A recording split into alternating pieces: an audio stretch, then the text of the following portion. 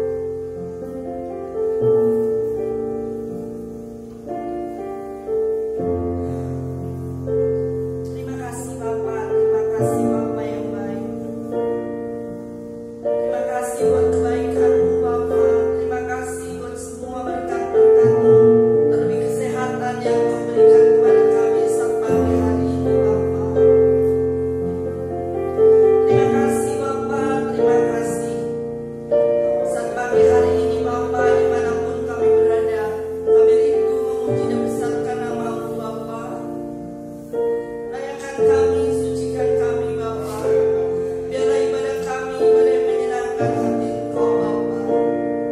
Engkau lawat setiap hari kami dimanapun kami berada Tuhan. Mungkin kami dalam masalah problem, pergumulan, sakit, penyakit, semua yang kami serahkan ke dalam tangan Engkau Bapa. Karena Engkaulah satu-satunya kekuatan kami Bapa. Engkaulah satu-satunya sahabat kami dan jawaban kami Bapa.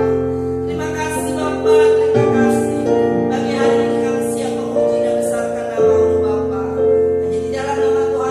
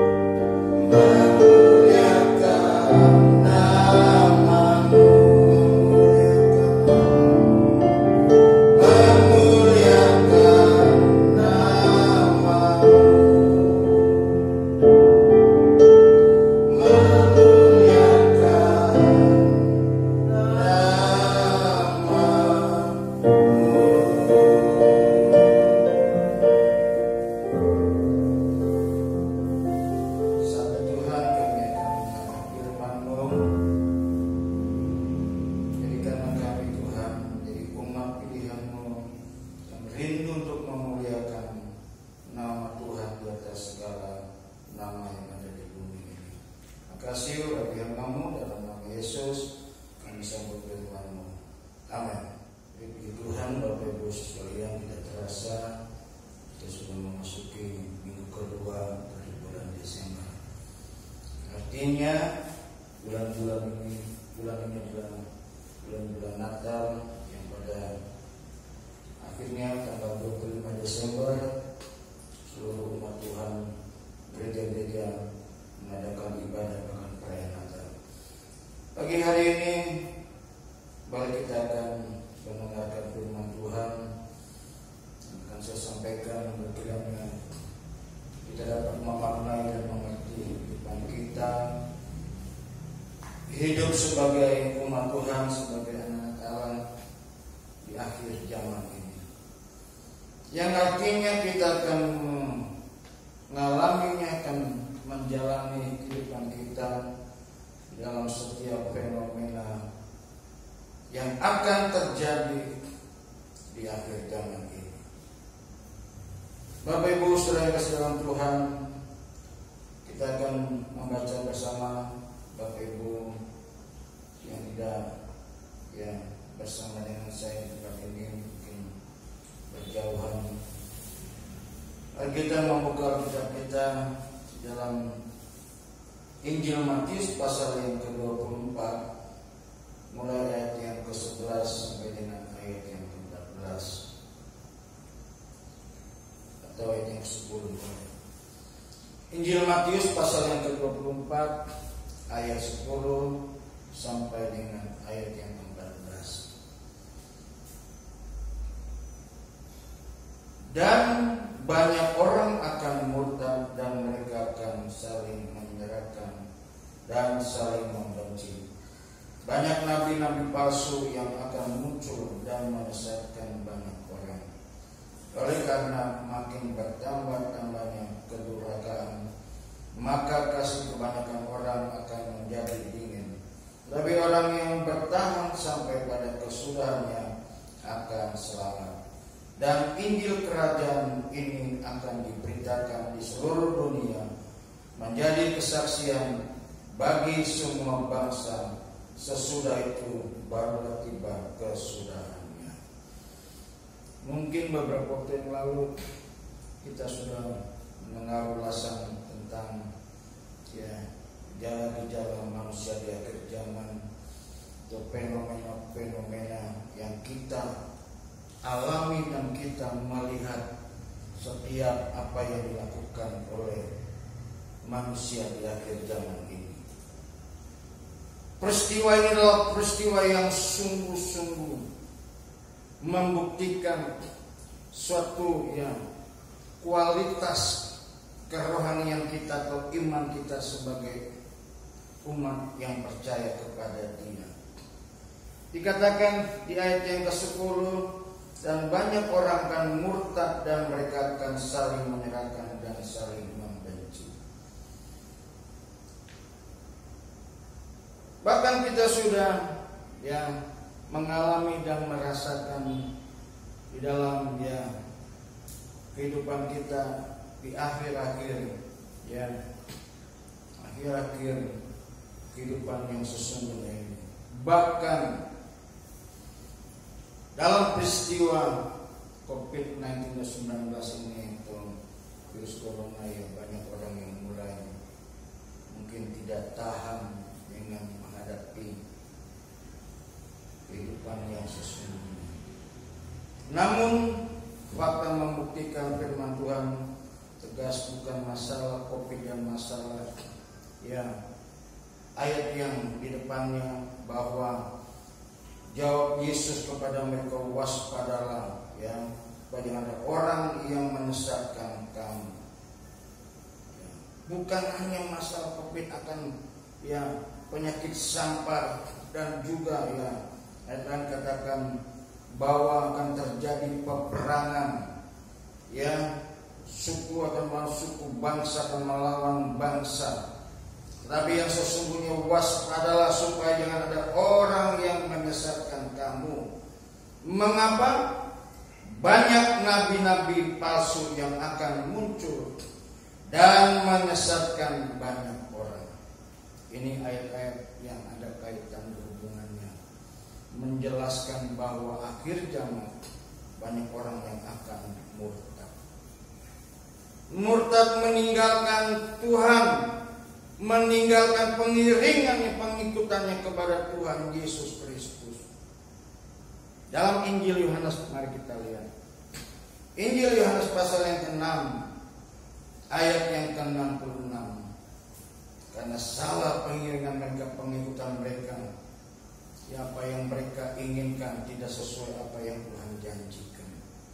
Bahkan lebih lagi tadi, ya, karena faktor keadaan dan situasi, dan juga iman mereka tidak teguh dan tidak kokoh dan kuat dalam firman Tuhan, mudahnya diombang-ambingkan, disesatkan oleh ajaran-ajaran dari nabi-nabi palsu. Dalam Yohanes 6 ayat yang ke-66 dikatakan, mulai dari waktu itu banyak murid-muridnya mengundurkan diri dan tidak lagi mengikuti dia. Mulai dari waktu itu banyak murid-muridnya mengundurkan diri dan tidak lagi mengikuti dia. Mari kita mengintrospeksi, kita melihat keberadaan kita. Jangan-jangan kira-kira nanti mungkin di antara dari sekian orang yang mengundurkan diri, termasuk kita di dalamnya. Saya mengajak Bapak Ibu sekalian, khususnya ya jemaat GBI Borpanas yang sudah beberapa waktu lamanya dari mulai bulan April ya sampai di akhir tahun ini bulan Desember, ya kita tidak berkumpul bersama-sama, walaupun sebagian yang sudah kumpul oleh ibadah offline atau ibadah langsung kumpul di gedung gereja, namun yang masih ibadah secara online di rumah masing-masing, ya marilah saya mengingatkan supaya kita terus tetap memiliki kerinduan kita untuk tetap bertahan di dalam Tuhan. Katakan, orang yang bertahan sampai akhir akan diselamatkan. Akhir kehidupan kita itulah yang menentukan kita akan selamat atau tidak. Lompat dalam ayat yang ke-13 dikatakan, tetapi orang yang bertahan sampai pada kesudahannya akan selamat. Ayat yang 12, dan karena makin bertambah kedurhakaan maka kasih kebanyakan orang akan menjadi ini. Tadi kaitannya, hubungannya semakin dingin, tawar, makin banyak orang yang suam-suam. Gereja-gereja mulai tidak lagi mempunyai spirit semangat, tidak mempunyai api Roh Kudus yang menyala-nyala, sehingga banyak gereja yang mulai yang dalam pelayanannya dikatakan itu stagnan atau stagnasi atau tidak, ya semangat lagi, tidak lagi bergelora hatinya untuk melayani Tuhan, tapi mereka hanya berputar-putar berjalan di tempat saja. Ya, banyak hamba-hamba Tuhan hanya pakai das, tapi tidak mempunyai arah tujuan. Nanti akhirnya kita akan lihat maksud Tuhan. Dia Tuhan Allah Bapa kita itu tidak menginginkan seorang pun manusia binasa. Nanti Bapak sekalian, selanjutnya kita akan melihat bagian dalam penyampaian firman Tuhan. Saudara yang kasih dalam Tuhan Yesus Kristus, artinya kita harus mengetahui dengan sungguh-sungguh. Jangan lagi kita mengharapkan dunia ini aman-nyaman dan ya apa yang kita inginkan akan terjadi. Tidak. Semua tidak menjanjikan dan tidak menjadi jaminan buat kita semua. Lagi di dalam akhir kehidupan kita hidup di akhir zaman ini, kita akan mengalami dan menghadapi fenomena kehidupan yang kita rasakan begitu janggal rasanya. Tidak lagi sesuai dengan kehidupan orang-orang percaya yang berkenan di hadapan Allah Bapa di surga. Kehidupan yang kudus, tidak bercacat, tidak bercela, sempurna seperti Bapa, serupa seperti Tuhan Yesus.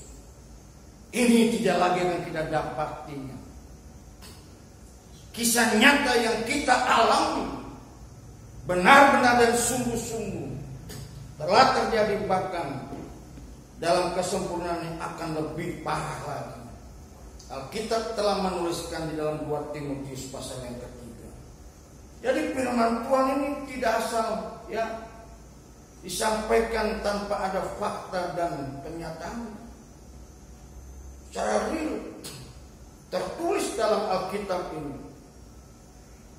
Bahkan ribuan tahun yang lalu telah diingatkan oleh Tuhan melalui para nabi dengan nubuatannya. Bapak Ibu sekalian, marilah kita dengan sungguh-sungguh kita harus bahkan kita prihatin akan kehidupan kita. Kita hidup di tengah-tengah dunia yang bobrok secara moral ini, mengerikan sesungguhnya.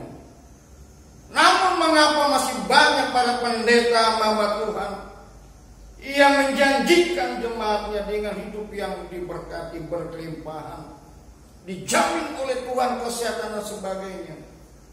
Mari kita lihat bukti melalui firman Tuhan ini yang kita hadapi.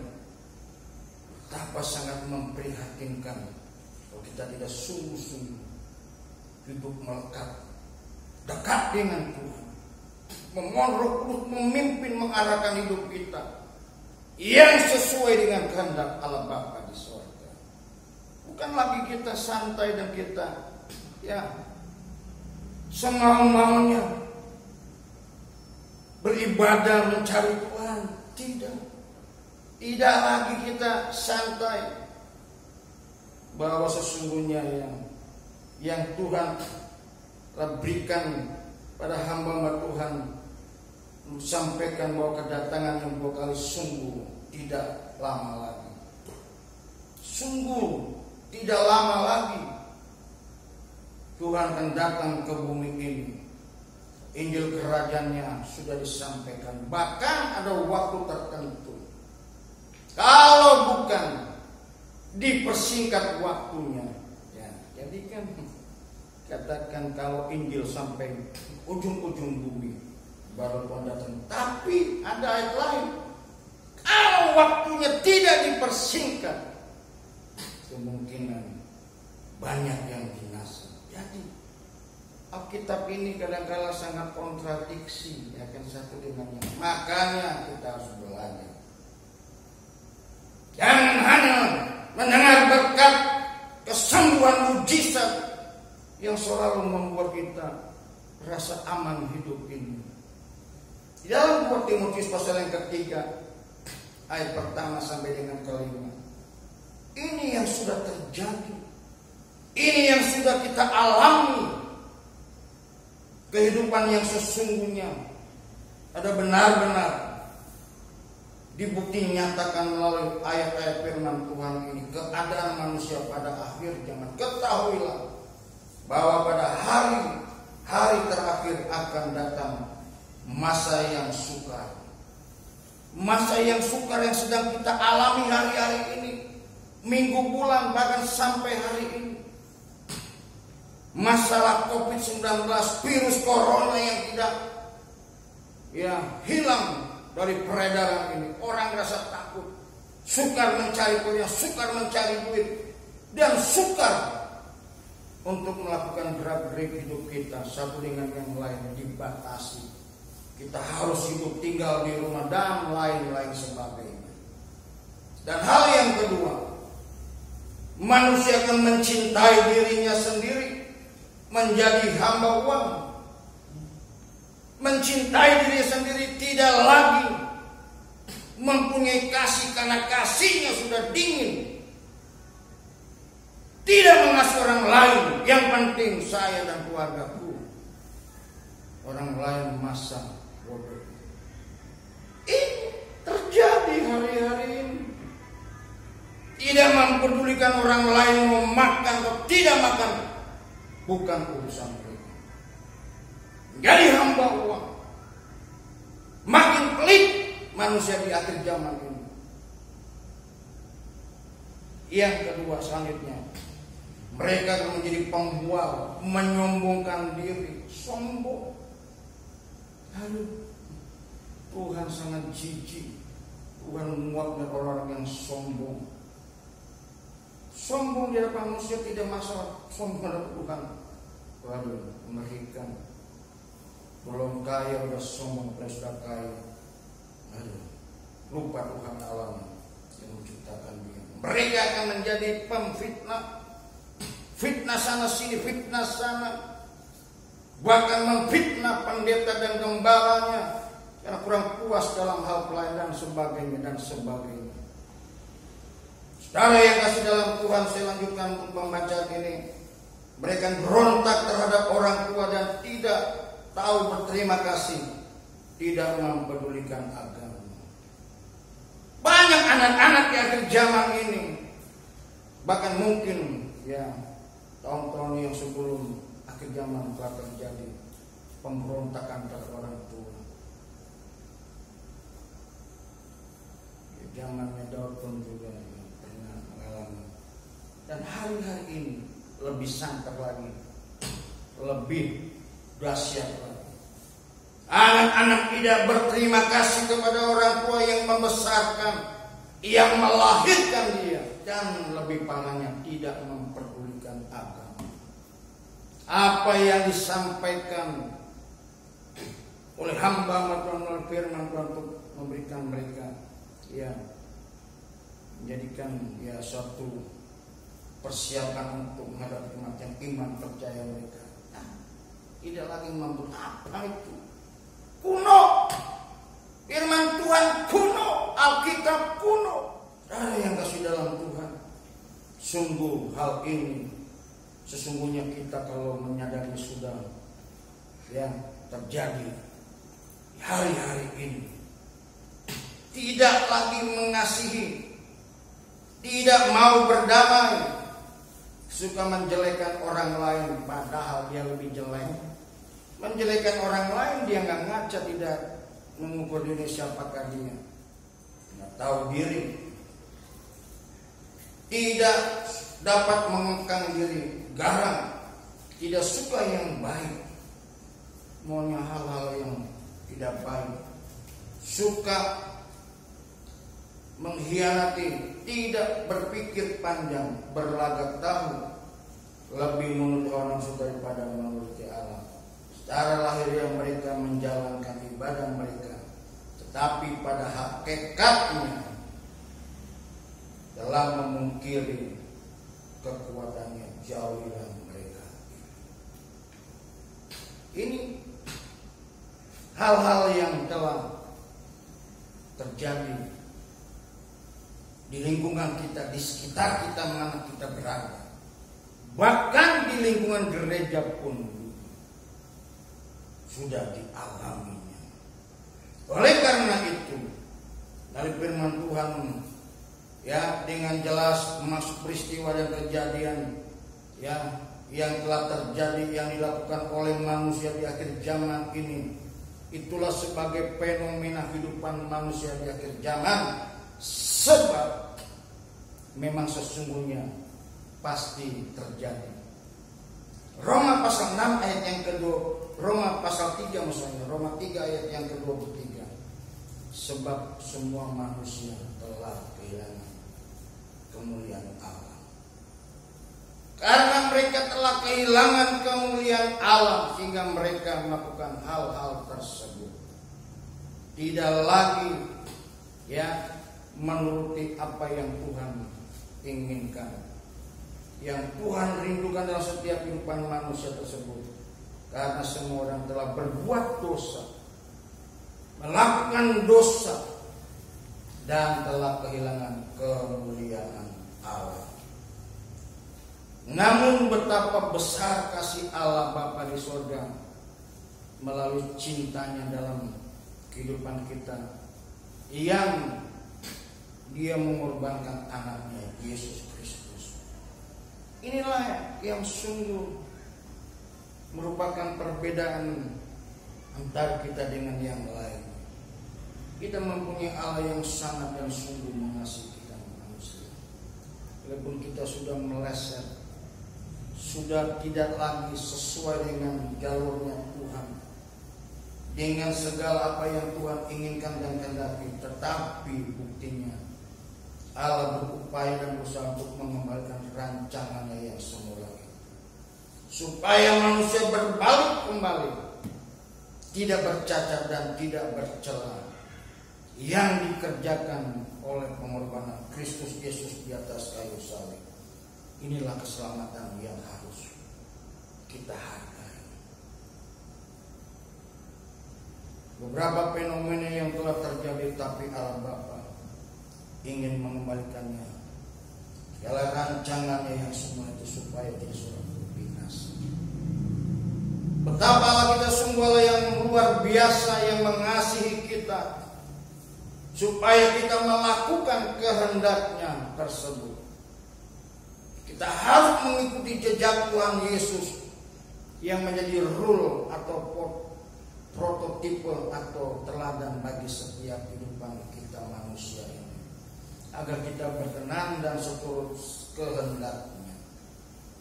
Apa yang merupakan kehendak Bapa di sorga untuk melakukan apa yang Tuhan Yesus telah lakukan di bumi ini?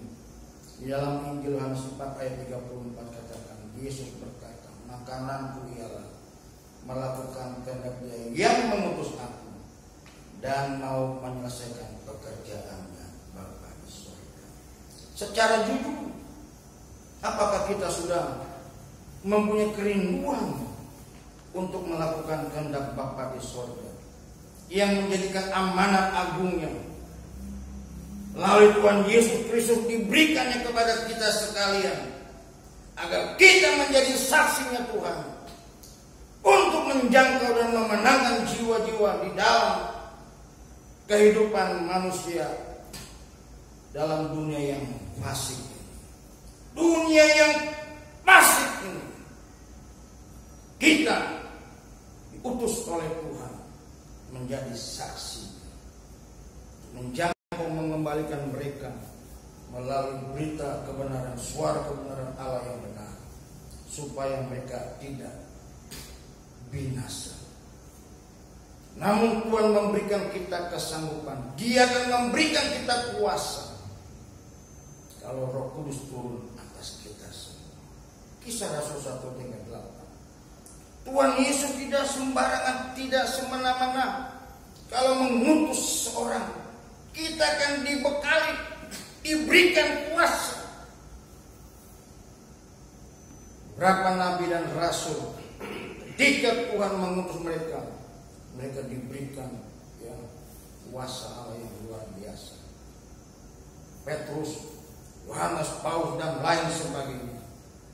Kita pun sebagai umat pilihan Allah, sebagai manusia di akhir zaman ini, kita rela, kita mau menyerahkan kehidupan kita untuk menjadi relawannya Allah, untuk menjadi saksinya, menjadi hamba-hambanya, untuk melaksanakan amanat agung Tuhan Yesus Kristus, supaya banyak jiwa-jiwa diselamatkan untuk hormat kemuliaan Allah Bapa di surga. Yang akan kita lakukan adalah hal-hal yang di luar batas kemampuan kita, kesanggupan kita.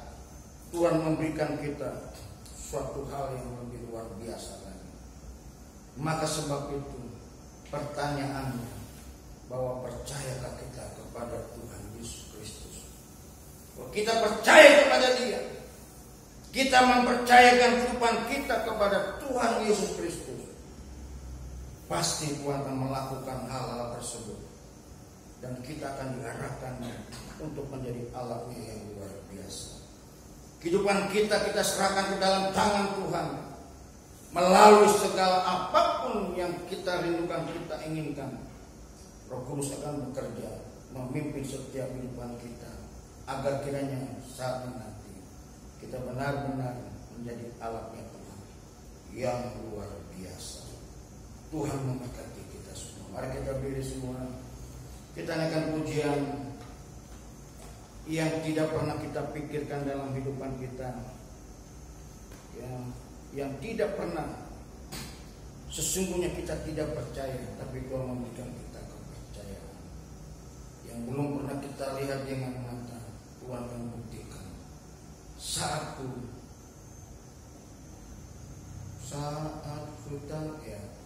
kita melihat jalan. Ayo Bapak Ibu Saudara yang di rumah, masih di mana berada, mari berdiri. Kita menghargai Tuhan dengan kehadirannya. Kita rasakan, kita alami hadirat Allah dalam setiap kehidupan kita. Dan dengan begini sungguh-sungguh saat kita melihat jalan. Saat kita melihat jalan, saat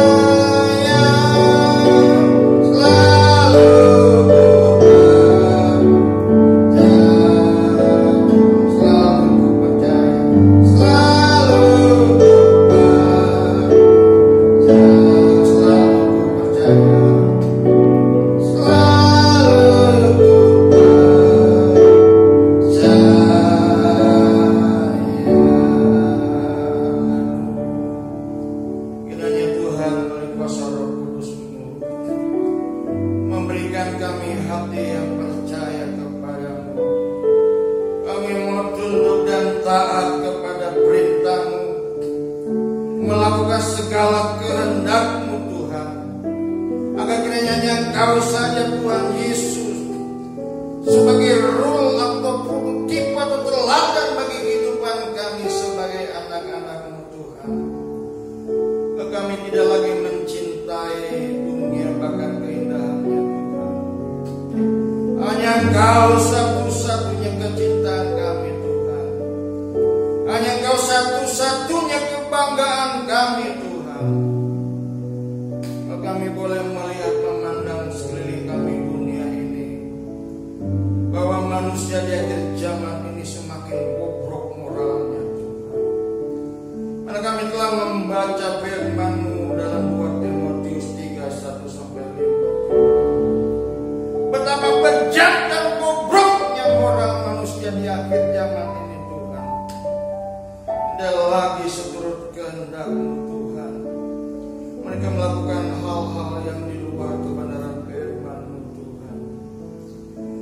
Inilah Tuhan fenomena gejala-gejala manusia di akhir zaman ini yang sudah terjadi, bahkan lebih terjadi lagi dengan Tuhan, haleluya, di luar batas apa yang Tuhan kehendaki Tuhan. Namun Tuhan, dari semuanya itu Bapa di sorga mencintai kami manusia yang berdosa ini. Karena manusia telah berdosa dan kehilangan kemuliaan itu ya Bapa. Tapi Allah Bapa berupaya berusaha untuk mengembalikan rancangan-Mu yang semula itu, agar kami Tuhan tidak binasa, tidak seorang pun binasa, diberikan keselamatan melalui pengorbanan Tuhan Yesus di atas kayu salib. Terima kasih Tuhan buat karya keselamatan-Mu buat kami semua Tuhan. Engkau yang akan menyelamatkan kami dari segala perbuatan-perbuatan yang kami lakukan yang salah, yang tidak berkenan kepada-Mu. Maka sebab itu ampunilah Tuhan segala pelanggaran, kemelesetan kami Tuhan.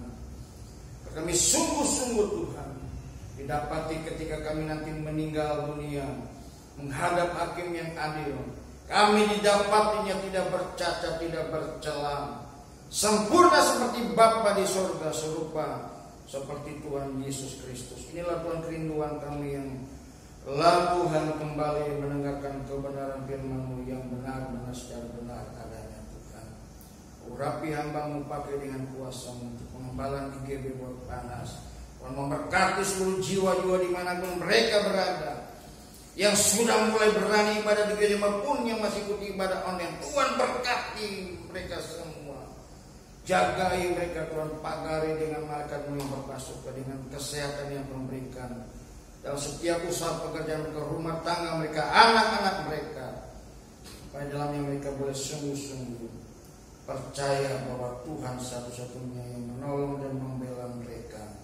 Ya Tuhan, persiapan Tuhan kami, Tuhan GBI Panas akan haleluya Tuhan dalam bulan Natal tanggal 25 Desember mengadakan ibadah Natal dan perayaan Natal. Tuhan berkati kiranya Tuhan, agar semua yang kami inginkan, kami rencanakan sesuai dengan kehendak-Mu saja Tuhan. Apapun yang kami lakukan, kami kembalikan untuk hormat dan kemuliaan bagi nama Allah Bapa di surga saja. Berkati pemerintahan kami Tuhan. Berdoa kiranya Tuhan, tanggal 9 yang lalu telah diadakan pilkada daerah-daerah dengan aman, Tuhan, dengan lancar Tuhan, tidak ada gangguan apapun. Tuhan memberkati dari Sabang sampai ke Merauke. Tuhan buat Presiden kami Pak Jokowi, staf kepresidenannya, para menteri kabinet DPR. Berdoa buat Gubernur DKI dan wakilnya Tuhan, dan menolong dia Tuhan, berikan kesembuhan. Mungkin juga Tuhan sudah selesai masa isolasi mandirinya Tuhan. Terima kasih Tuhan, Allah yang sungguh luar biasa. Tuhan yang memberkati bangsa ini Tuhan. Terpujilah bagi nama-Mu, dalam nama Yesus sudah berdoa. Haleluya. Amin. Baik, kita akan kebaktian kita ya minggu depan. Nah, kita GBI Panas sudah sudah mempunyai rekening gereja secara resmi. Nah, belum dicatat nomornya. Minggu depan kita telah mempunyai rekening bank khusus untuk gereja Betel Indonesia Jemaat Panas melalui Bank DKI. Sekarang masih Bank BCA yang tertera di sini, nanti ke depan kita akan ganti. Mari kita berdiri semua. Kita akhir bacaan kita pada pagi hari ini. Kita berdiri, kita akan pujian kami memuji kebesaran Tuhan. Percaya dia Allah yang ajaib, Allah yang mengasihi kita. Tidak ada Allah yang sama seperti Allah yang tersebar dalam nama Yesus Kristus. Kami memuji kebesaran Tuhan.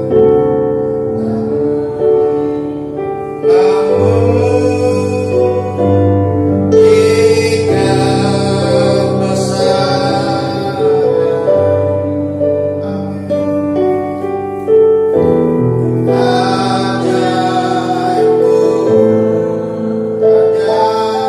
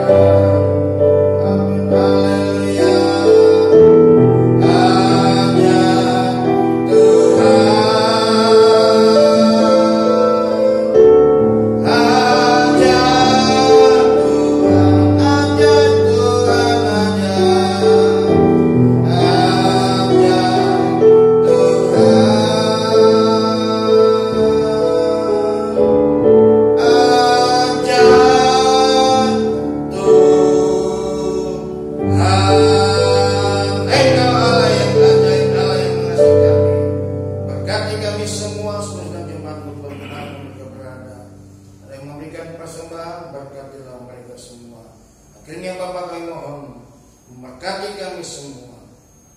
Arahkanlah hatimu dan terimalah berkat dari Allah Bapa di surga dalam persekutuan Roh Kudus yang memimpin kita semua mulai hari ini sampai selama-lamanya.